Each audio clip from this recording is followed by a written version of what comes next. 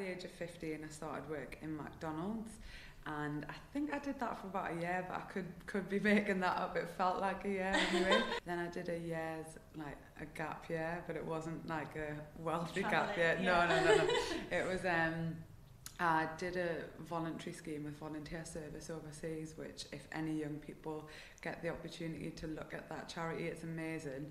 Was a HIV and AIDS awareness campaigner in Birmingham in this country, then in Jos in Nigeria.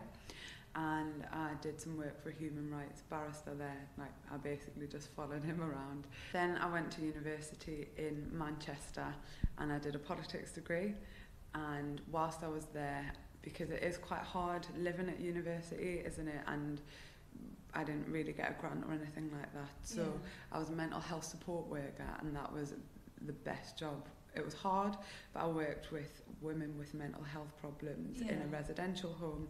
It wasn't personal care, it was more like motivational, so trying to get the women up and to take their medication, to go out and do shopping and clean their environment. And then I got a job, and this is where I spent most of my career. I got a job with the charity Show Racism the Red Card. Yeah. So I was an education worker for them for 6.5 years. Then I became the manager of the team.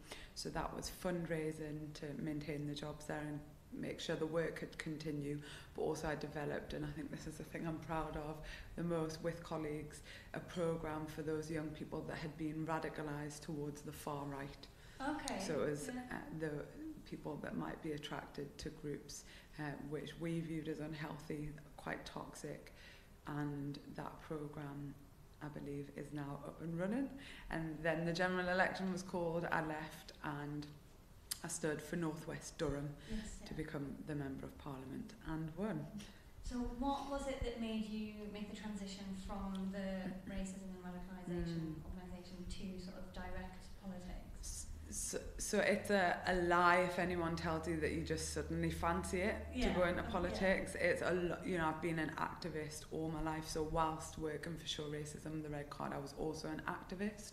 So I was very active in my local community. I was a county councillor. I also was involved in the policy making process of the Labour Party. Okay. So had some hand in the current manifesto that we used in the general election. And so you have people that ask you, do you fancy it? You know, it seems like a transition from being this community activist to elevating your voice at a national level. So we know how you got into it, but what is it? Why? What did you want to change? Is that the reason you got into politics? I've been brought up in a political household, so it was very common that there'd be arguments at the dinner table or heated discussions. My mum and dad were both activists. They had us on anti-Thatcher marches in my buggy.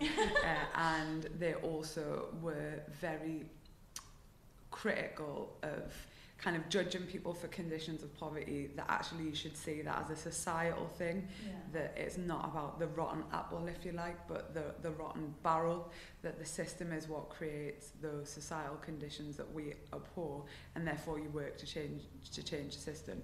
So I suppose I'm really high in terms of my empathy, and I do feel the pain of others. So when I hear my constituents who have been sanctioned or who are on really low pay or are a waspy woman, I feel the pain, and it's that pain, it's that anger that motivates you to want to do something about it.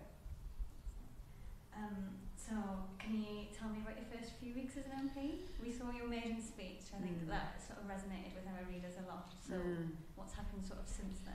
Well, I think that maiden speech, I wasn't intending it to be really controversial or dramatic, or, you know, it wasn't meant to go viral. And I think that it wasn't that it was necessarily immensely poetic or profound or well performed, but I think it tapped in to a sense that people are feeling that this place at Westminster is so detached from communities that I sit opposite people who say things like, oh, things are better now, you know, unemployment has declined, it's lower than it's ever been, without a critical analysis of the type of that employment, that there are many people who are self-employed who are really struggling, that there are people in the private sector whose wages haven't risen, and in the public sector they've endured a pay cap. And not to mention the whole welfare reform system that leaves people in indignity and destitute, and all of the other things that are happening in society.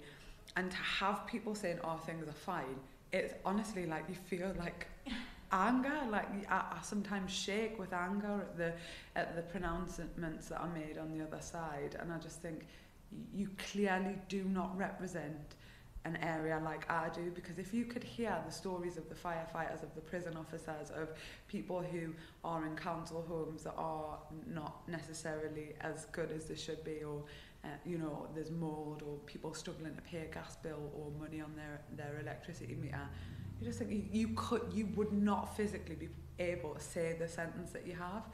And I'd love some of them to come and see our region. I'd love them to come and see how dependent we are on investment from national government and really caring about industry, because I'm sure you'll know that North West Durham was an industrial hub at one point. There was a steelworks, there was women, or mainly women, in the textiles industry, you know, there were lead mines, and that has all gone, but a few tiny examples of, you know, really good quality small businesses. But there isn't an industrial hub, and our region is ripe for it. There's a whole workforce out there ready to take on whatever foreign or national investment should be put there.